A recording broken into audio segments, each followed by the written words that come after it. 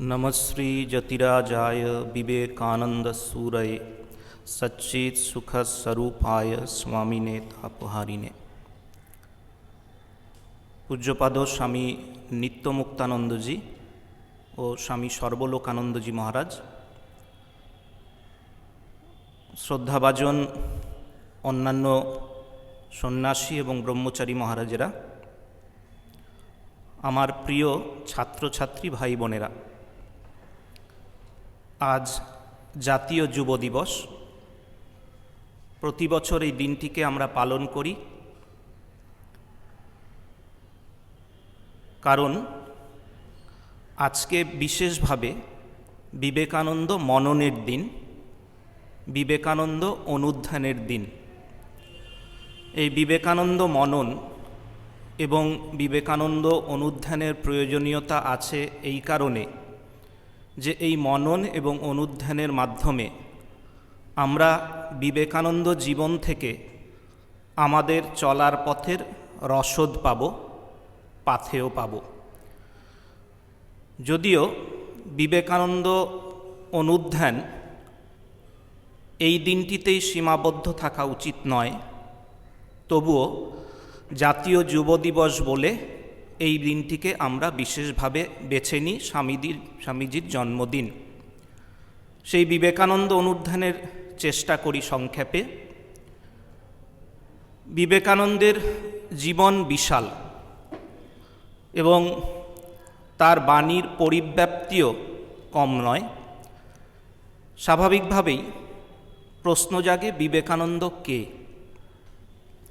বিবেকানন্দ একটি চিঠিতে লিখেছিলেন, I M A voice without form, আমি অশরীরী বাণী। স্বামীজির এই কথাটাকে একটু বোঝার চেষ্টা করি। তিনি বলছেন, আমি অশরীরী বাণী।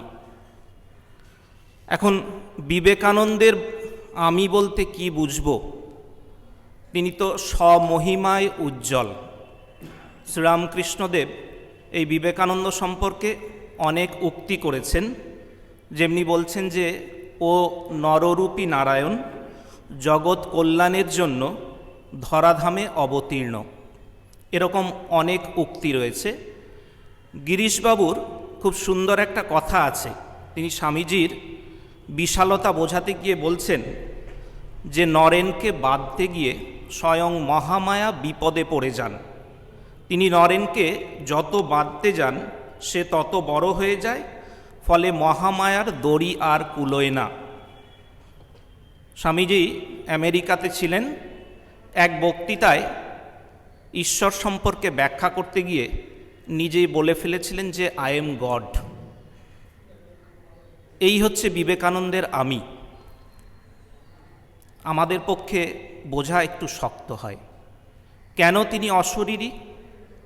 তার শরীরের বোধ থাকতো না, তার আমিত্বের বন্ধন ছিল না। কাশীপুর বাগানবাড়ির একটি ঘটনা, সমাধিতে পৌঁছে গেছেন, সেখান থেকে যখন নেমে এসছেন, মন নেমে এসছে, তখন বলে উঠেছিলেন গোপালদা, এক গুরু ভাই স্বামীজির, আমার শরীর কোথায় গেল? আমি হাত পা খুঁজে পাচ্ছি না। পাশ্চাত্য থেকে ফিরে এসছেন, পূর্ববঙ্গে গেছেন। সেখানে একজন স্বামীজিকে জিজ্ঞেস করছেন যে স্বামীজি, আপনার শরীর ভেঙে গেছে, পাশ্চাত্য থেকে ফিরে এসছেন। তখন স্বামীজি বলছেন, দেখো, পাশ্চাত্যে আমার শরীরবোধ ছিল না, দেহবোধ ছিল না। তিনি অশরীরী। আর বলছেন বাণী, তার বাণী বিশালতা, সত্যি সত্যি বিশাল তার বাণীর পরিব্যাপ্তি। কিন্তু বিবেকানন্দের বাণীর একটি বিশেষত্ব হচ্ছে, বিবেকানন্দের বাণী নিছক দুটো তিনটে শব্দ নয়। বিবেকানন্দের বাণীর মধ্যে শক্তি রয়েছে। ওই বাণী যদি আমরা পড়ি এবং অনুধ্যান করি, তার শক্তি আমরা অনুভব করব, তার শক্তি আমাদের মধ্যে কাজ করবে। এবং স্বামীজি বলতেন এক জায়গায় যে তোমরা কি ভাবো আমি শুধু লেকচার দিই? I give something solid. They know that they receive something solid. তিনি যখন বলছেন তার বাণীর মধ্য দিয়ে শক্তি সঞ্চার হচ্ছে। একটা ঘটনা বলি, স্বামীজি তখন বেলুর মঠে রয়েছেন, শিষ্য শরৎচন্দ্র চক্রবর্তী রয়েছেন কাছে, ব্রহ্মচারীরা দাঁড়িয়ে রয়েছে। তো স্বামীজি হঠাৎ করে ওই শিষ্যকে বলছেন, সাধু ব্রহ্মচারীকে দেখিয়ে, দেখো এই যে প্রত্যক্ষ ব্রহ্ম, এই প্রত্যক্ষ ব্রহ্ম, এদেরকে উপেক্ষা করে যারা অন্য বিষয়ে মন দেয়, ধিক তাদের। স্বামীজি এই কথা বলা মাত্র ওইখানে সাধু ব্রহ্মচারী যারা দাঁড়িয়েছিলেন একরকম চিত্রের মতো স্থির হয়ে গেলেন, কোনো নড়াচড়া নেই। সেই সময় প্রেমানন্দজি মহারাজ পুজো করতে যাচ্ছেন, কমণ্ডলুতে গঙ্গা থেকে গঙ্গা জল ভরে নিয়ে যাচ্ছেন ঠাকুর ঘরের দিকে। তিনি ওই জায়গায় আসার সঙ্গে সঙ্গে স্বামীজি তাকে বললেন, দেখো এই যে প্রত্যক্ষ ব্রহ্ম, প্রত্যক্ষ ব্রহ্ম। এই বলার সাথে সাথে প্রেমানন্দজি মহারাজও ওইখানে স্থির হয়ে দাঁড়িয়ে পড়লেন। স্বামীজির কথার এত শক্তি, মিনিট 15 কেটে গেছে। তখন স্বামীজি বলছেন, যা এখন ঠাকুর ঘরে যা, পূজা করগে। তো এই যে স্বামীজির বাণী, এইটি হচ্ছে স্বামীজির বাণীর বিশেষত্ব। স্বামীজি একটা চিঠিতে লিখেছিলেন, যে যে আমার চিঠি পড়বে তাদের মধ্যে আমার শক্তি আসবে। তো এই হচ্ছে স্বামীজির বাণীর বিশেষত্ব। দেখুন, এই যে স্বামীজির কথায় বললাম আমি অশরীরী বাণী, এবং অল্প 2-4টে ব্যাখ্যা করার চেষ্টা করলাম, তাতে কিন্তু একটা জিনিস মনে হচ্ছে, এই স্বামী বিবেকানন্দ খুব বড় মাপের। আমাদের মতো সাধারণ মানুষদের পক্ষে তার এই বিশালতা অনেক সময় অনুভব করা বা বোধগম্য করা শক্ত হয়ে দাঁড়ায়।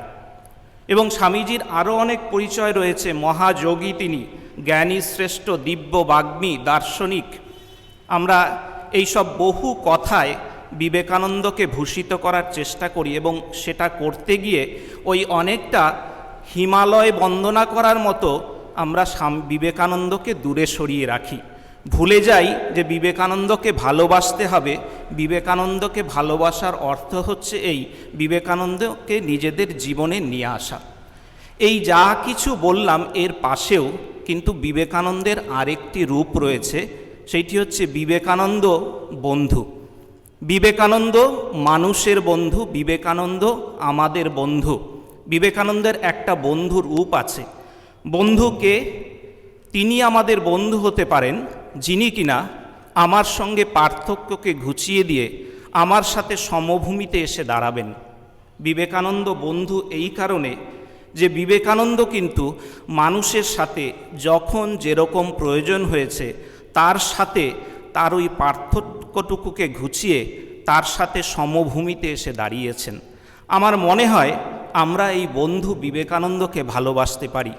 এই বন্ধু বিবেকানন্দকে যদি ভালোবাসতে পারি, তার দিকে যদি হাত বাড়াতে পারি, তাহলে সেই ভালোবাসার আলোই কিন্তু আমাদেরকে পথ দেখাবে। আমি এই বন্ধু বিবেকানন্দ তিনি কীরকম তার অল্প কয়েকটি ঘটনা আপনাদের সামনে তুলে ধরব। মঠবাড়ি তৈরি হচ্ছে, এটি খুব পরিচিত ঘটনা। সেখানে সাঁওতালরা কাজ করছেন। কেষ্টা একজন সাঁওতাল, সে মিতার কাজ করছে। স্বামীজির সাথে তার খুব ভাব জমে গেল।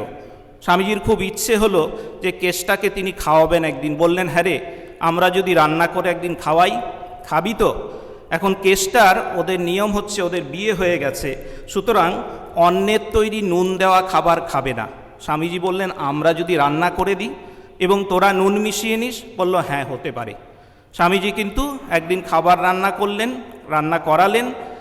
অত্যন্ত আনন্দের সাথে কেষ্টা সেই খাবার খেলো। স্বামী জিজ্ঞেস করলেন, কী রে, কেমন লাগছে? বলে, খুব ভালো, এত সুন্দর খাবার জীবনে খাইনি।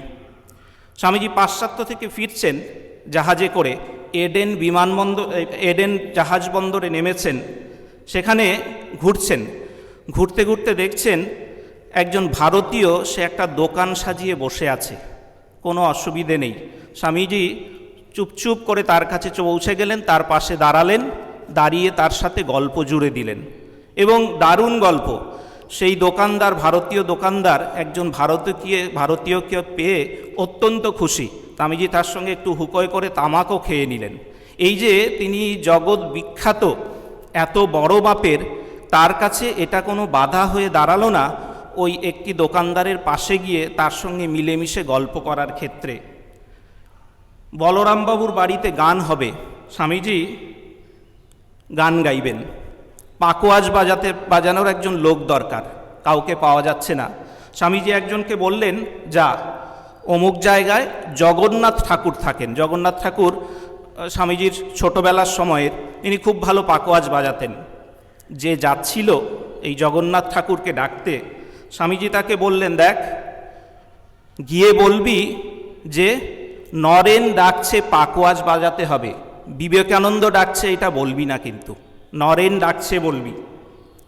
আমেরিকার ঘটনা, স্বামীজি রেল স্টেশনে দাঁড়িয়ে আছেন, একজন নিগ্র কুলি সে দৌড়ে এসছে, কারণ সে জানে স্বামীজি বিশ্ববিখ্যাত হয়েছেন।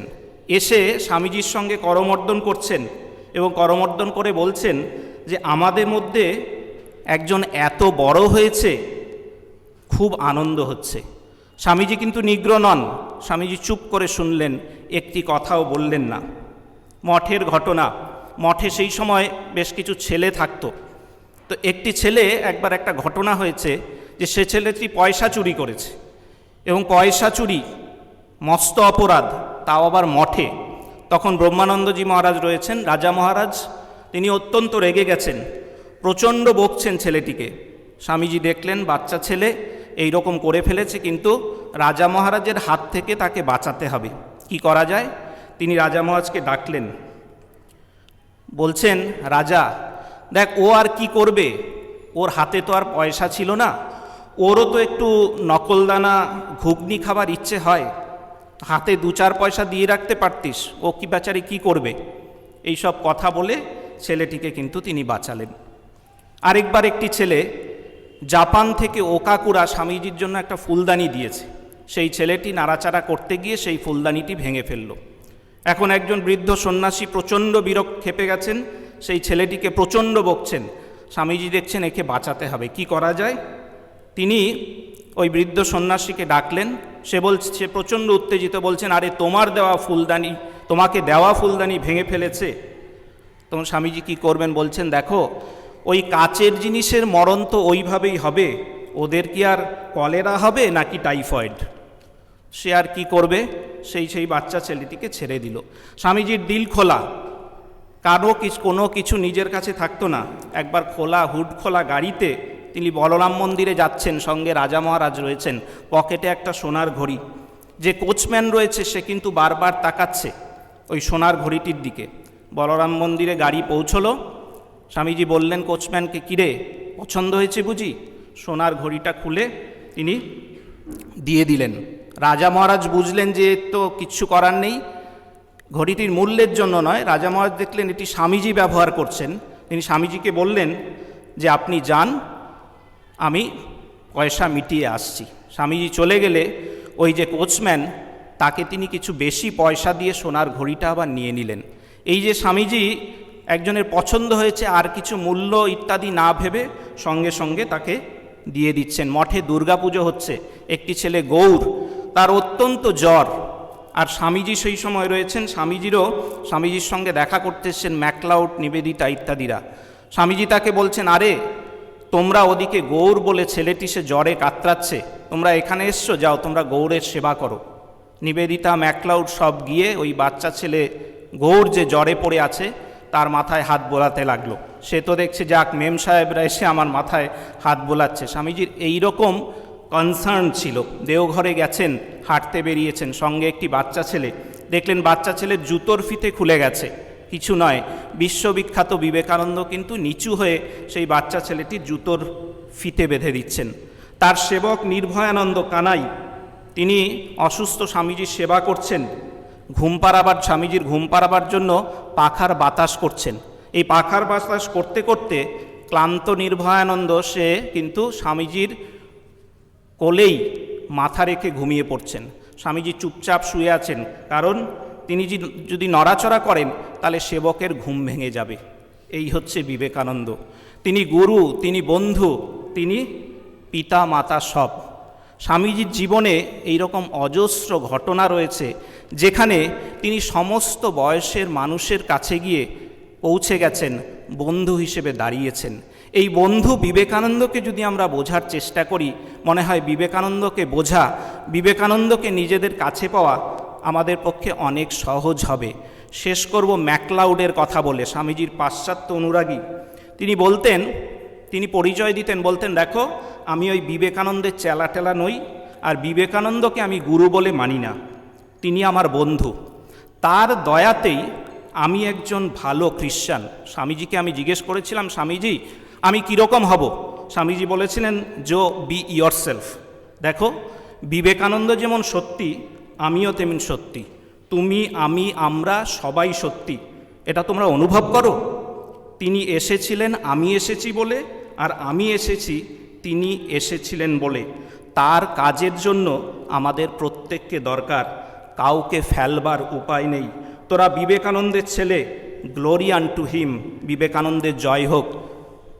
খুব ভাবার মতো কথা যে তার কাজের জন্য আমাদের প্রত্যেককে দরকার, কাউকে ফেলবার উপায় নেই। বিবেকানন্দ আমাদের বন্ধু, বিবেকানন্দের কাজের জন্য আমাদের সবাইকে দরকার। আর বিবেকানন্দের কাজ করতে গেলে বিবেকানন্দকে বোঝা দরকার। বিবেকানন্দকে বন্ধু বলে যদি বোঝার চেষ্টা করি, তাকে অনেক সহজভাবে নিজের জীবনে আনতে পারবো। বিবেকানন্দকে বন্ধু বলে বোঝার চেষ্টা করা মানে এই মানুষের পাশে বন্ধু হয়ে দাঁড়ানো। আসুন আজকের এই জাতীয় যুব দিবসে আমরা সেই শপথই নিই, বন্ধু বিবেকানন্দকে বোঝার চেষ্টা করি, তাকে আমাদের জীবনে আনার শপথ নিই। সকলকে নমস্কার, ধন্যবাদ।